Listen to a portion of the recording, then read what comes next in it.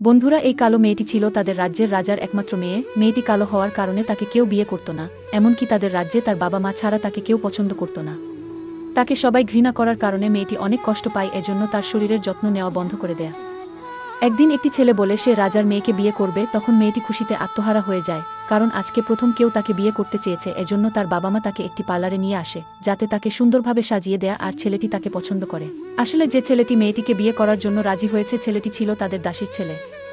ছেলেটি মাঝে মাঝে তার মায়ের সাথে রাজমহলে আসতো, আর মেয়েটিকে অনেক ভালো লেগেছিল, কিন্তু কখনো বলতে পারেনি। এখন যেহেতু মেয়েটিকে কেউ পছন্দ করতেছে না, এজন্য ছেলেটির বলে দেয়া সবশেষে যা হলো তা দেখলে আপনিও অবাক হবেন। তার আগে বন্ধুরা, তোমরা যদি এই পৃথিবীতে সবথেকে বেশি তোমাদের মা বাবাকে ভালোবেসে থাকো, তাহলে অবশ্যই আমার মতো এই চ্যানেলটি সাবস্ক্রাইব করে ভিডিওটিতে লাইক দিয়ে কমেন্টে বলবে বাবা মাকে অনেক ভালোবাসি।